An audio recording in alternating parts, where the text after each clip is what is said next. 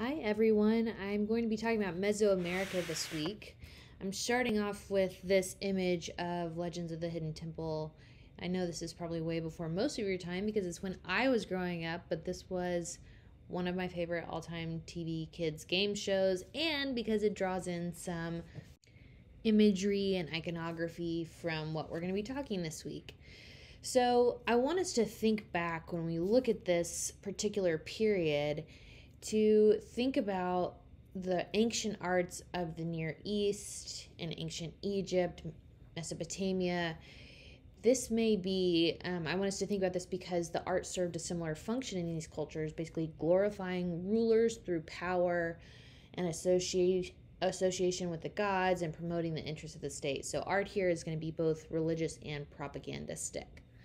So, for looking at Mesoamerica, the ancient cultures of Mexico, Guatemala, Belize, Honduras, El Salvador, the cultures of Mesoamerica are separated chronologically and geographically, yet you're going to see many of the same traits that enable us to study these cultures as a group. And so when we say Mesoamericans, we're talking about Middle or Central America, right? So, one of the most important things that we should talk about is the essential religious beliefs that are shared by most Mesoamerican religions. So, first and foremost, they are polytheistic, meaning there are multiple gods with associations with natural features, and they're responsible for sustaining life in various ways. And there is a belief that these gods originally sacrificed themselves for mankind to exist, and so now we have to repay this gift so that they can maintain human life. So there are lots of ways to repay this gift, but the best way to repay this gift is with human blood, either of a sacrificial victim or one's own. And we'll get into that a little bit. But so related to religion is the belief that rulers are semi divine and they will become or join the gods upon their deaths. So think about this being similar to Mesopotamia and ancient Egypt. And also, for this reason, in Mesoamerica, we're going to see funerary architecture. So, who are they ethnically? It's likely that they crossed the Bering Strait, which was this land bridge connecting the western and eastern hemispheres, while they were following game or food, and they followed game all the way into South America. And this is still debated as far as when this actually happened. Some people say it was 100,000 years ago, and some people say it was 10,000 years ago. I'm not so as concerned as to when it actually happened, but this is just how most scholars agreed that it happened. So the earliest migrants, the earliest Americans and Mesoamericans, were nomadic hunters and gatherers, just like we saw elsewhere in the world. And they began living in settled communities in much the same fashion as we saw happen in Egypt and Mesopotamia. So they developed agriculture, we know, by about 2000 BC, and they began to live in settled communities near rivers. Yet they had Neolithic technologies for the most part. So chronologically, what we're talking about is a little bit later than Egypt and the Near East, but we're going to still have the same kind of movement happening. For Mesoamerica, we're going to focus on different cultures, much like we did when we're talking about Mesopotamia. So, like the Akkadians or the Babylonians, we're going to be talking about different groups that in different times and different places emerged as the most powerful. So let's start with the earliest united cultural tradition in Mesoamerica called the Olmec culture. We see the earliest monumental art, big art, and architecture from Olmec cities, and accordingly, they're often referred to as the mother culture of Mesoamerica. So the Olmec is actually an Aztec. Olmec isn't actually an Aztec word meaning rubber people, based on the rubber trees that are located in this area, and they're most often associated with the Gulf Coast area, but they had connections throughout Mesoamerica. But here you can see in the map where they might be. At about 1200 BC, Olmecs began to settle in cities in the present day Mexico Gulf Coast area as in Mesopotamia and Egypt, but they settled in regions with fertile land. That's what they're doing here. The population of the biggest cities at this time reached about 20,000 people. So we have very large civilizations emerging. They built monumental architecture. Here you can see La Venta, that has this large earthen mound and a great pyramid. And we're going to come back to the discussions of Mesoamerican pyramids in a bit. But as you can see in this slide, most of the site is still covered in vegetation. It hasn't really been fully unearthed yet. So at this point, when we're talking about the Olmec period, we're going to concentrate most on their sculpture. And this is what they were known for. Their colossal heads. So we see them from like 900 to 400 or 500 BCE, and they're made out of basalt, a stone that's relatively easy to carve. And the Olmecs of La Venta produced many different kinds of monumental stone sculptures, but one of the most common are the colossal heads. We found 15 different heads on the Gulf Coast, and they're made of huge blocks of basalt stones, which came from mountains about 50 miles from the site itself. So think about that. They had to be transported over rough terrain and at one point floated on a river. Thinking about connections with Stonehenge, even about how these ancient Neolithic almost people were able to create this. But the stones range in height from 5 feet to 12 feet, and they can weigh from 5 to over 20 tons. So these are massive, massive, massive. If we're looking at this particular one, this one is over 9 feet tall. So we're thinking about the importance of scale. Remember, one of the major things when we're thinking about scale is thinking about communicating power. You want to overwhelm the viewer with the power of the ruler, intimidation. One thing that we should note is that all of these different colossal heads represent adult males wearing close-fitting headgear that you can see here. This example wears a headdress that looks like what we call a jaguar claw. The jaguar is really important to the Olmec people and most of the Mesoamerican cultures actually, but they have chin straps and round earplugs. This is all kind of part of the aesthetic. All of the figures wear different headgear, which may have helped to serve as naming or identification. But what do we see that's similar here? If you're looking, they all have almond-shaped eyes, kind of flat or broad noses, thick lips, and downturned mouths that seem to be in a frown. Early scholars actually believed that they looked almost African and claimed African descent for the Olmecs, but we don't know if this is actually true. The flatness of the features are probably due to the nature of the stone and the Asian ancestry, but it's still something that's interesting and being debated about, so worth some time looking into. But if we're looking at each of these different faces, they're individualized, which means that they may be portraits of specific individuals. So we believe that these are probably portraits of Olmec rulers. And if you actually look, the eyes are crossed, which is kind of interesting. But this is an Olmec ideal. They believed it was a sign of beauty. Crossed eyes were a sign of beauty by the Olmec heads. And so you can see that here in most of the different colossal heads. But anyway, some scholars have suggested that they may be funerary portraits to reflect the constant presence of the ruler, kind of like Egyptian pyramids and Ka statues. Whatever, we believe that there's some kind of commemoration of their rulers or powerful figures in their culture, right? Because they're all a little different, so they should probably refer to someone specific.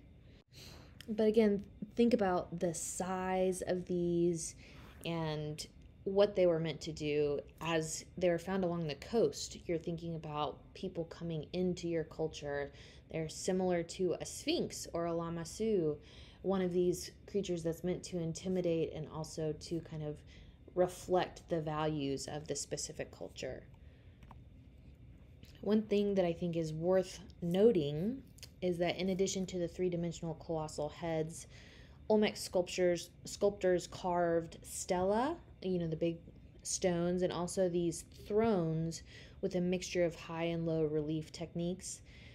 The stela often depict rulers in ritual garbs surrounded by flying figures, maybe depictions of ancestors, like in the ruler visions. We don't have as many images of those, or I don't have them for you today.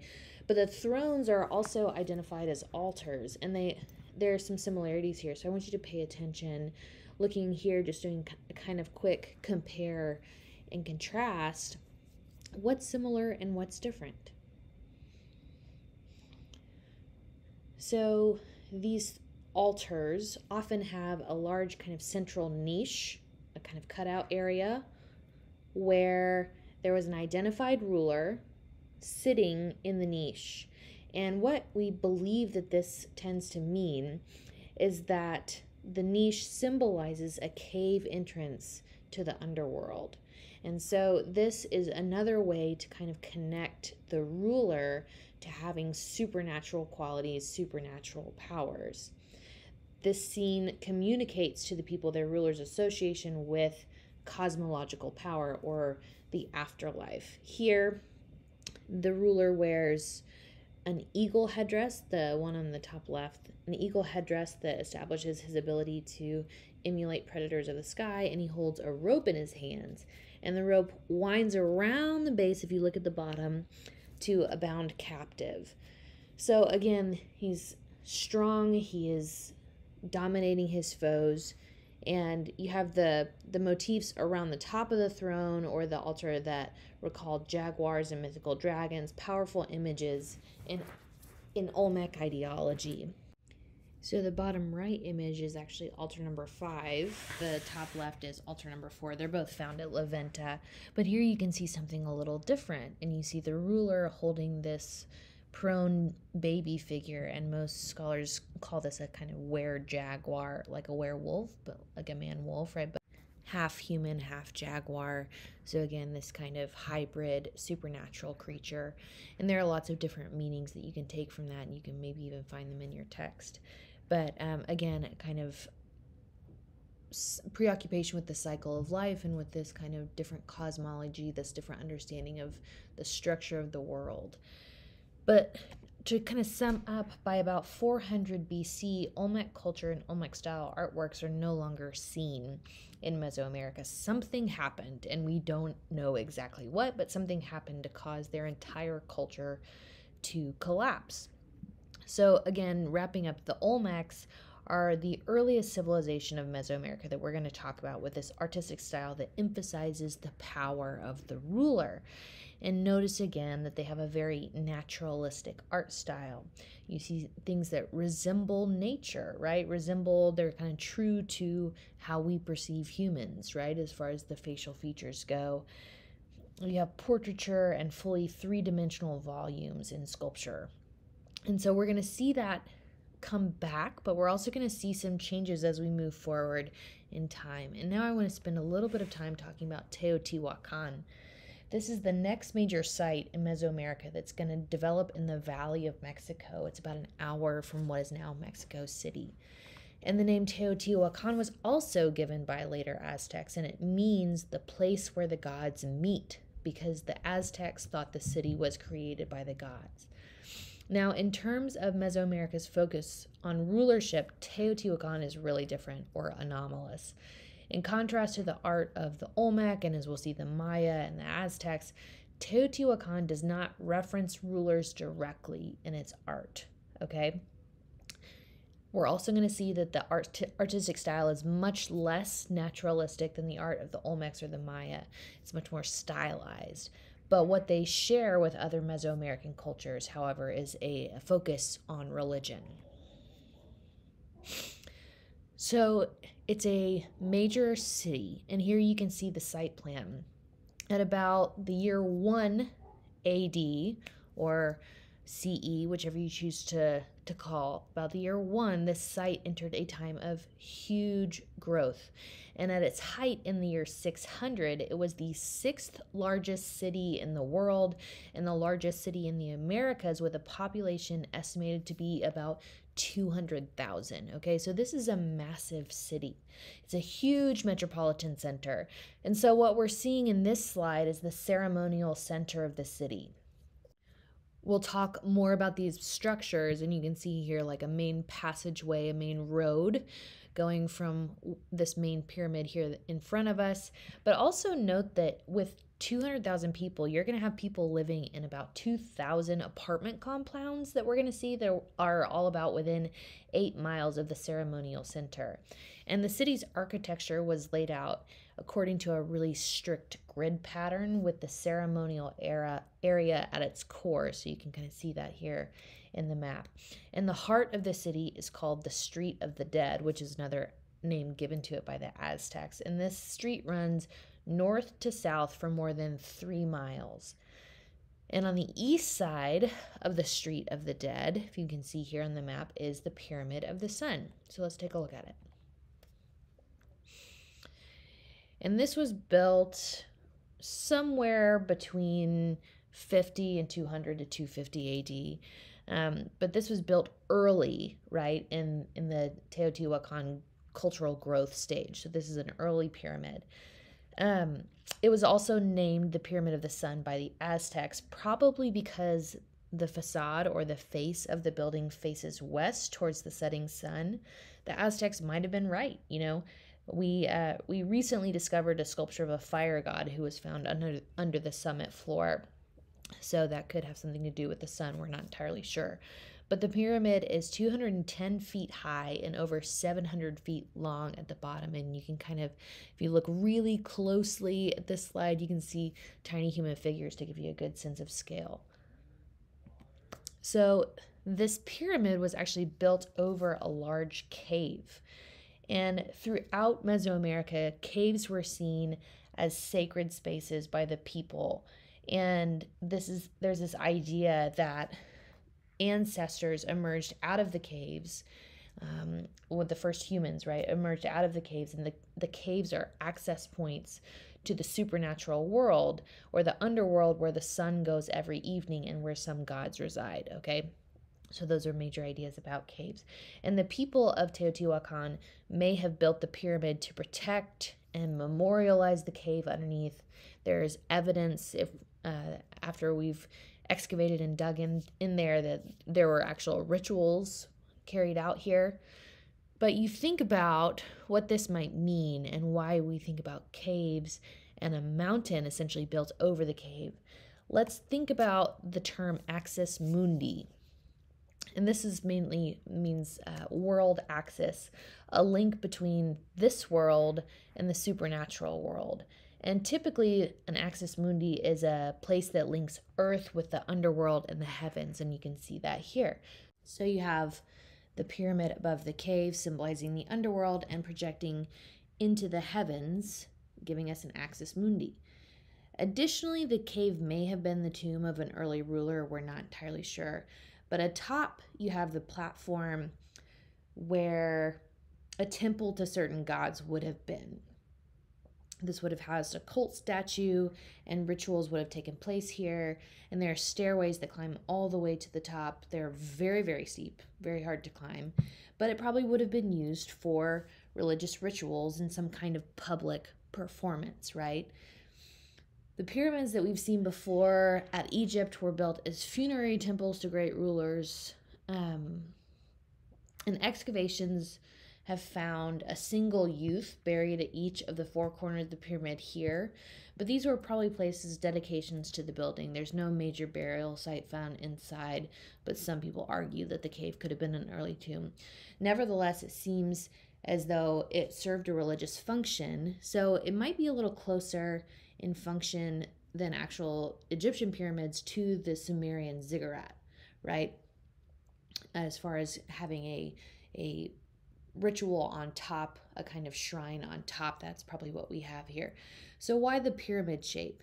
In Egypt, the pyramids were built, if you remember, to mimic the rays of the sun. In Mesoamerica and in Mesopotamia, they're built to mimic a mountain, which is also considered a sacred space. Both allow height to approach the gods and show off the power of the people or the ruler. And we're going to see this when we look at the pyramid of the sun, but also the pyramid of the moon, which you can see here in the next slide. but it shows the relationship of the pyramid shape with the mountain behind it. Notice how it kind of rests in this natural groove in front of the mountain. So if we're thinking about how these pyramids functioned and the larger cultural context of Teotihuacan, I want us to look a little bit at the apartment compounds because I just think they're so fascinating. So after the building of the Pyramid of the Sun, there was a focus shift about what needed to be built in the city. And so they kind of stopped building monumental religious and political buildings and instead focused on apartments. So we see a kind of shift to the social. And someone has recently argued, one scholar recently argued, that it's a socialist experiment, a city that takes control of its people over its rulers. And so we're sitting here looking at these. You can see the different kind of apartment complexes, the walls that are still built, and you can see them here.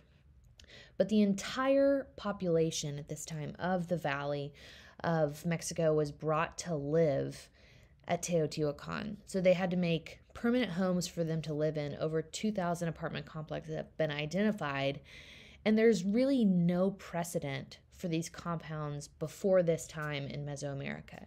So this reflects a huge increase in population, and each one of these apartment complexes is different. They follow the Teotihuacan orientation, keeping the city planned, and each has a stone drain underneath, suggesting that each one was planned in advance. And we think about what this might mean. So they were decorated with very elaborate mural paintings. We're going to focus on just one that kind of epitomizes Teotihuacan religious beliefs.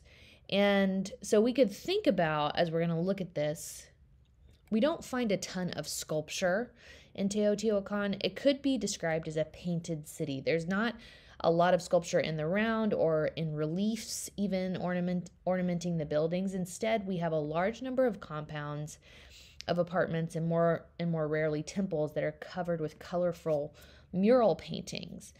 And the murals are painted in a true fresco technique. So you're putting in pigments directly into damp plaster, which binds the artwork to the actual wall structure. So for instance, here we have hematite mixed with ground mica to create these deep red backgrounds, and it also makes them sparkle when you're seeing them in person. So the great goddess, we call her the great goddess of Tepantitla, is probably the most famous Teotihuacan mural. And so you have these repeating images of the goddess flanking the doorway, which you can see here in the Tepantitla apartment compound. And it's a bright palette of color against a red background. So if we're looking here at this image a little bit closer, you have a single frontal figure. And notice how this is so much more stylized. You have to really kind of work to understand what you're looking at. But in the center, you have one figure. This is the goddess. And there are two figures in profile. And so you see them on either side with these headdresses, right? And the profile figures are smaller and they're subordinate to the frontal figure, this frontal image, and so they're probably priests or attendants, secondary figures to the central figure. And the frontal figure is identified as the great goddess. And what we know about this culture, what makes this the great goddess, is that she's masked. There's a jade nose ornament that covers her mouth, so you see the greenish color that's used here. There are jade ear spools and a very elaborate headdress. So we could take a minute to look at the headdress to kind of help you maybe break down what we're seeing. You see the owl face that is center. There's an owl face, and then it's surrounded by these tassels, and this is associated with the military, so conquest and sacrifice, which are necessary for fertility, which is the other emphasis that we see in the rest of the piece. So if we're looking for signs of fertility, you have her arms outstretched, you see, with these droplets that are coming from her fingers, which are green and greenish blue. And so this probably represents water, which would be precious and again necessary for fertility. So the rest of her body you can't really see. She seems to be on some kind of a platform or a cave-like space inside the platform, which is full of seeds necessary for fertility in the kind of stylized elements. You just have to look closely for all of these different things. But so is she emerging out of water or from a cave? Her body looks like a mountain and a temple all together. It's this big, stable, enormous body, right?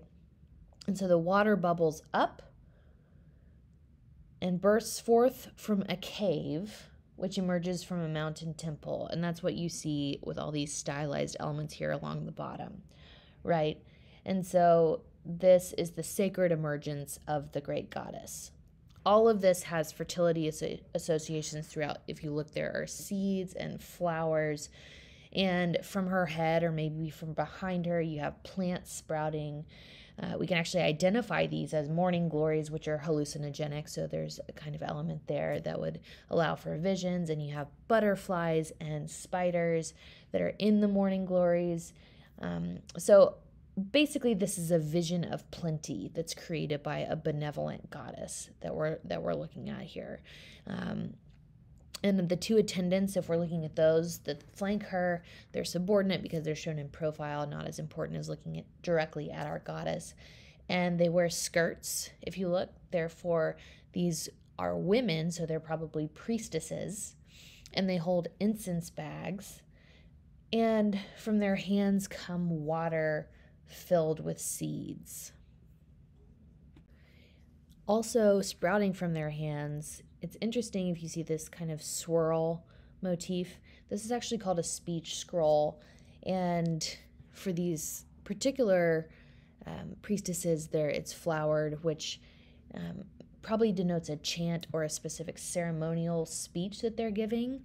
And you can see the speech scrolls here in this other image that I have just brought into you. You can see the kind of swirling motif, and these actually, the red and white things are knives, so they're probably speaking very warlike or militaristic or combative things in the image on the top. But anyway, I'm just showing you that this is kind of how they showed that people were talking. So you have these plants and birds and a scene of plenty here with the great goddess. And so I just wanted to compare briefly to the work of Ace. Remember how this is the great goddess Inanna, and we have these images of plenty that she allows, so we have a kind of votive offering. And so these are very, very different stylistically, right? But we can draw some similarities about how this goddess allows for things to grow, and that we should also bring offerings and attend to the goddess, I guess, in the best way to talk about here. Essentially, give to the goddess so she will give back to the people. And just think about the fact that this is found in an apartment, not in a temple. This is religion on an everyday level, which I find really, really fascinating. So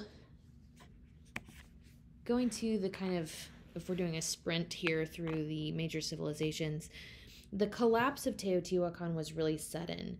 At about 650 AD, the ceremonial center of the city it suffered a massive burning. This was probably done by local citizens, like a revolution. Maybe we think that because the apartments weren't damaged, just the ceremonial center was. And then the city suffered a decline, and other civilizations and towns took its place. This is a really enigmatic culture. We don't know much about it, and it's the only Mesoamerican power with an emphasis, at least artistically, on gods as opposed to rulers. Most depictions represent something supernatural as opposed to famous humans or ruling humans, which I think is really worthwhile to note. We're going to see this be very, very different in the Mayan culture. Now, the Maya lived in eastern Mesoamerica and actually continue to live there. The Maya still exist. And they lived in densely populated cities with monumental art and architecture that emphasized rulership and the links between rulers and the gods. The Maya had the most developed writing system in Mesoamerica. Their hieroglyphic writing has been about 80% deciphered, so we know what they say a lot of the time. So what does that mean? That in the Mayan era, we are in a time of history. We're not prehistoric because we have actual writings that tell us what's going on. And so the hieroglyphic texts are historical documents, and often we're going to see both image and text come together on their artworks. They also had the most developed calendar, which is based on advanced mathematical knowledge. You have place positions and the concept of zero, which is really an abstract thought. And the calendar was used to date historic events, and so we'll notice specific dates as we move forward on our slides, right? We'll have actual understanding of when and where these things kind of happened. So Maya lived in a number of different competing centers. So this is unlike Teotihuacan, where everybody lived. You have centers with hereditary rulers, and a lot of the art and the architecture is used to celebrate the power and the prestige of the ruler. So we're going to look at art from a few different Maya cities of different ranks, and we'll start with Palenque. The most famous ruler of Palenque is named Pakal, and this is the lid to his sarcophagus. So we'll take a look at this in a second, but first, let's talk about context. It was found in situ, is how we say, in a 9-tiered temple. And the number 9 is very significant in Maya thought. The Maya conceived the underworld as having 9 levels. And so upon someone's death, they're believed to descend to the underworld. And for a ruler, it's there in the 9th level that they join the gods. So it's pretty easy to assume that this temple had a funerary function, which was discovered by an archaeologist when he discovered the hidden stairway that led down to the burial chamber. And here you can see some other images of it and what it would have looked like when it was first discovered. So here's the sarcophagus lid. I'm giving you both the actual image of the lid and then a drawing, an outline drawing, maybe a little bit easier for you to see and read so you can see what's happening. But this is a magnificent artistic carving on the top of the sarcophagus lid, and it's one of the masterpieces of Mayan art. And so what you're seeing here, if you look, you see Pakal being reborn. He's laying on his back, he's wearing his jewels, his headdress, and his skirt, and it's showing him as the center of the cosmos. He is being reborn into eternal life, and he's becoming one with the god Unankawil, which was associated with maize, fertility, and abundance. So he's becoming a part of this god, right? And he's emerging from a maize seed or a corn seed that's held by what we call the so-called earth monster, whose enormous teeth you can see here, right, towards the bottom. But Pakal is emerging from the earth monster along with the cosmic tree that you see behind him. This is all very stylized again. But the tree is going to carry him into the sky, where the god Sky Dragon is waiting for him in the form of a bird with 2 serpent heads on either side, which you can kind of see at the top if you look. Basically, Pakal is becoming a god, and this is a visualization of the Axis Mundi. If you remember, we talked about this idea about the underworld and the earth and the heavens all coming together in this kind of supernatural cosmic order. That's what's happening here. And this shows Pakal becoming a deity through death and through his transmission throughout the 3 realms. If we move a little bit southeast, you can see we're getting into Yaxchilan, which was a kind of middle-ranked Mayan city. And often, which I love talking about these kinds of cities, often in the middle-ranked cities, wives serve as an important function because they enhance the power of their husbands, and we see this here. in lintels. And if you remember, we talked about posts and lintels. And what are posts and lintels but architectural elements, right? Posts are the vertical, and lintels are the horizontal beams across in architecture. And here in Yaxchilan, you have a number of sculptural reliefs that decorate the lintels, and that's what we're looking at here in lintel 24 in this particular image. So let's zoom in a little bit. Just as with, if we're thinking back to ancient Egypt and Akhenaten, we could question who actually has the most power in this representation. And just looking at it, you see the husband on the left and the wife on the right. And you could begin to kind of question who has more power, the husband or the wife, and why.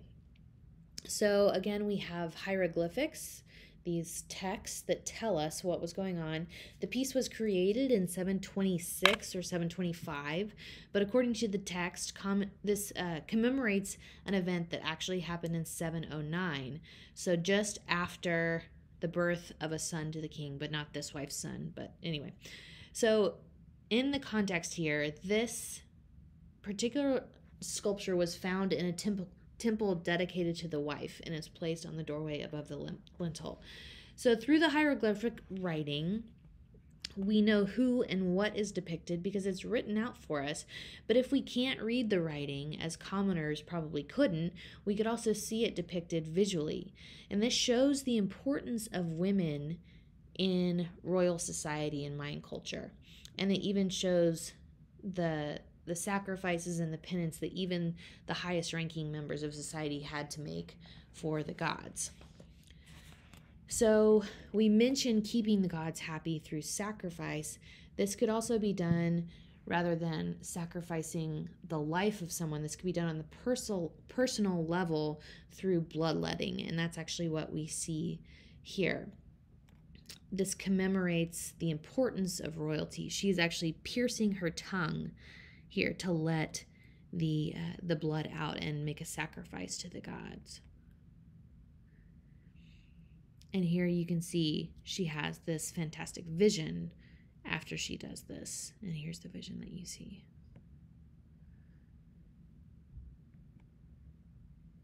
So this is communicating the importance of royalty to the continuation or the maintenance of the cosmos, right?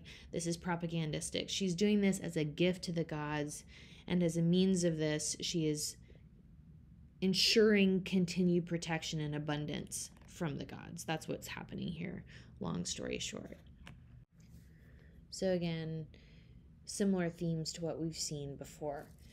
And the final image that I want to pay attention to from the Mayan culture is from Bonampak. And this is a dependency of Yaxchilan. And so it's another Mayan culture, but here you can see what it would have looked like. And here within Bonampak, you can see the presentation of the captives that we're going to take a look at in structure 1. This is one detail in a temple that is decorated with murals all throughout. And what do you see here? So here's where it was discovered, and also gives you a sense of scale, right? And this is a kind of recreation of the fresco or a restoration of the fresco. But this is the presentation of captives to the leader of Bonampak, which is named Chan Muan. And he, if you're looking here, who is he? He's the one in the center at the top. He is well dressed. His wife is also on top of the temple. But if we're looking at this, notice how the victors are distinguished from the defeated. We've seen this time and time again. We have clothing versus nudity. We have poses of strength and uprightness versus chaos and kind of humiliation, how the hair is depicted, etc.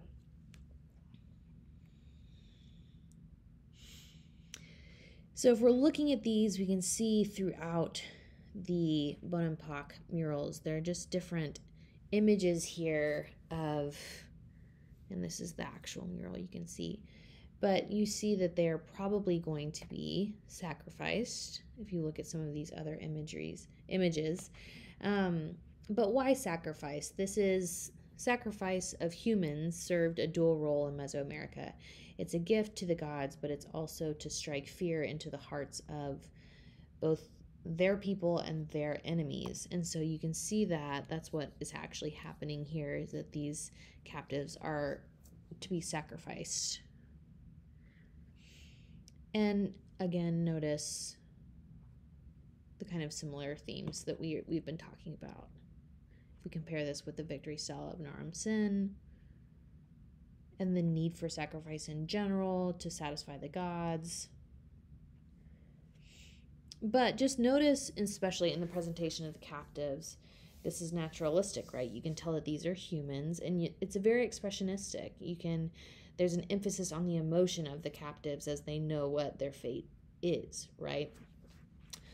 So we're going to kind of wrap up the Maya at this point and move on to the Aztecs. And this is the last culture to emerge in Mesoamerica, and they controlled a vast empire at the time of the Spanish conquest. And their capital was Tenochtitlan, or what is now Mexico City, essentially. And you can see here that they had created a vast island city. It was really, really difficult to breach if you are a invading force. And they had these canals. They were incredibly, incredibly advanced people. They called themselves the Mexica, and that's where we get the term Mexico, but we call them the Aztecs. And so let's look at their artistic production just a little bit, because it tells us about who these people were, and I hope you can notice some stylistic similarities to what we've been looking at so far as how the human body is depicted, the kind of stylization of clothing, jewelry, etc. This is the Coyolxauhqui stone, and if you're trying to find one artwork that exemplifies the art and the ideology of the Aztecs, I think this is a really good one to go with. So if you look, what are we looking at? You have a woman who is decapitated, and that's she's actually, her limbs are torn, so you see the kind of scalloped elements on the sides of her, where her shoulders are and where her legs would come and where her neck would be. That is the kind of symbol of blood being let, and that she's been dismembered. But she is a topless woman. She is decapitated. She is a warrior. There are snakes and skulls everywhere. And this is a stone that is over 10 feet long in diameter. So something this big is probably made for public view. So in our search for meaning, as far as what this actually represents, we need to kind of take into account where it was placed. So you look here, this is Mexico City, and this has not been around not been known about for altogether that long. It was just discovered in the 1970s at the base of the main Aztec temple called the Templo Mayor. And here you can see some images of what the Templo Mayor would have looked like. The temple was dedicated simultaneously to two gods, Huitzilopochtli, who is the god of war, and Tlaloc, who is the god of rain and agriculture. And each of these gods had a shrine at the top of the pyramid with separate staircases. Okay, so that's what we're actually looking at here. I'll show you another image of what it would look like. To understand what we're looking at, it's helpful to know something about Aztec mythology, especially concerning the story of Huitzilopochtli. Also, this stuff is just fun, y'all.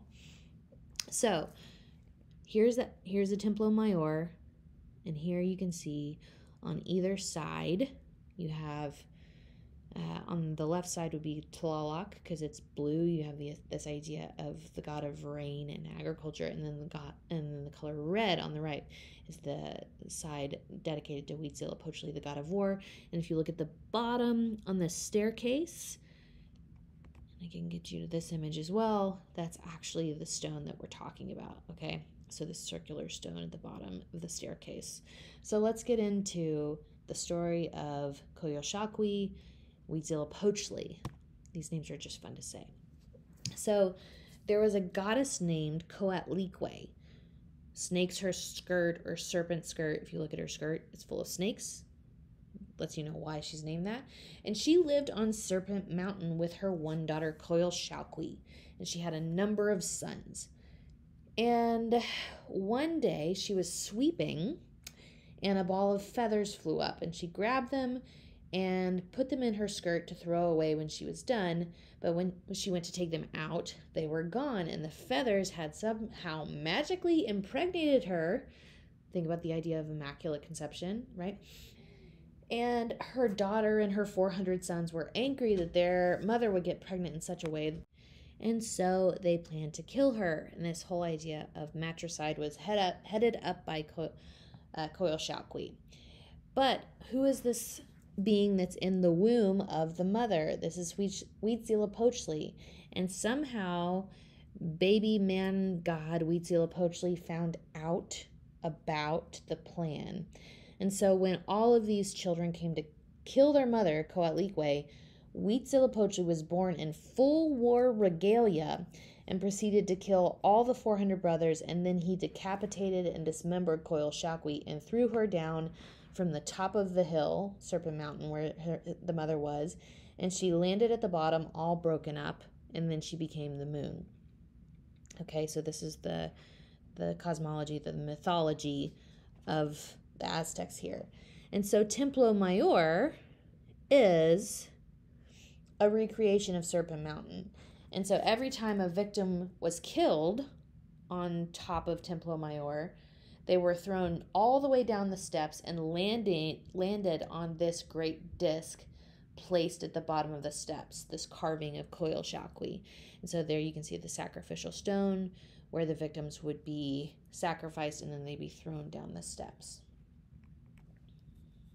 So, if we're looking at the Coyolxauhqui stone, after we've gotten this bit of narrative placed under our belt here, her name means bells her cheeks, bells on her cheeks. So she's identified by these bells on her cheeks, that we know that this must refer to this particular goddess, and you can see them there. Here, I can show you this. Here's her dismembered body. And this would have been a lot more easy to see at the time in color, which you can still see traces of color here, and here's what it would have looked like. Super garish, but easy to see nonetheless. So this disc was incorporated into the building that was meant to recreate the mythical Serpent Mountain. And as I said, sacrificial victims were being thrown down temple stairs, and this would have recreated the myth of Coyolxauhqui over and over and over again. And so she represents all of the fallen enemies of the Aztecs. Note that they relate their humiliated victims to a woman. There are some serious gender issues in Aztec culture, but we're not going to get into that. But this helps also give us this idea of the state ideology that's illustrated here in Aztec art. There is a need to go to war to get all of these sacrificial victims to keep the gods happy so they will continue to favor the Aztecs and their people. And there are economic reasons to have these conquered peoples, and as well, the conquered cities would have to pay the Aztecs tribute.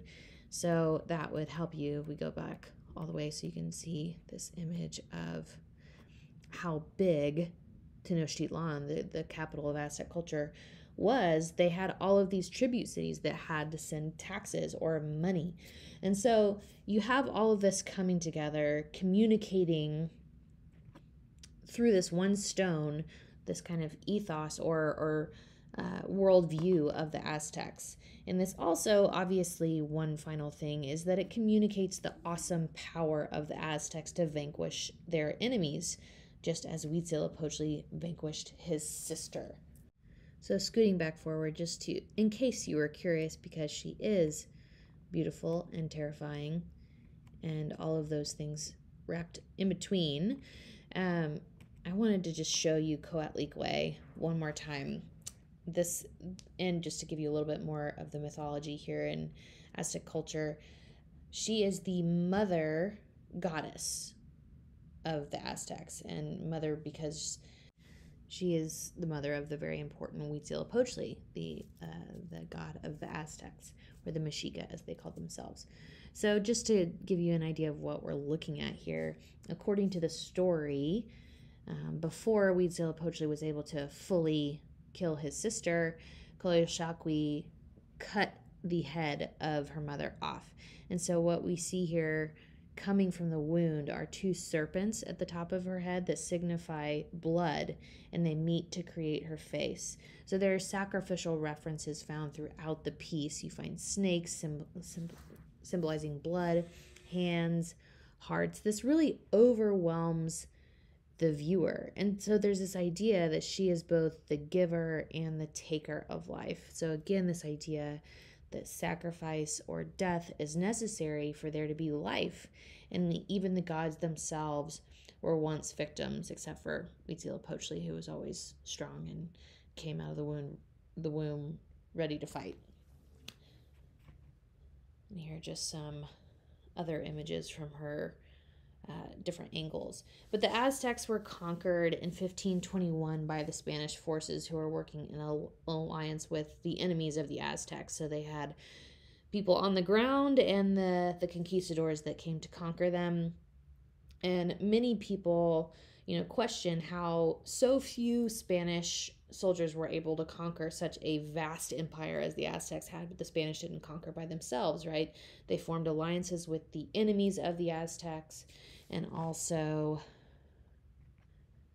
as so often happens, they introduced smallpox, which decimated the population before the Spanish even made it to the capital. And so they had smallpox in their favor. The Spanish had advanced technology and different ways of conducting warfare. And so that's the main reason why they were able to conquer the Aztecs so readily. But going back to like these overall themes of what we've seen is that you have the use of art for religious and political ideologies, promoting the state and the ruler and the gods. Art used to spread this message of the power of the state. And I do this to kind of draw together these large themes that we've been talking about all semester. And I hope that you have enjoyed this discussion of Mesoamerica, and that if you are curious about it, you can always dig deeper. I can point you to some other books and references if you're curious, but it's definitely worth some time digging into. But thanks for your attention, and I hope you have a good week.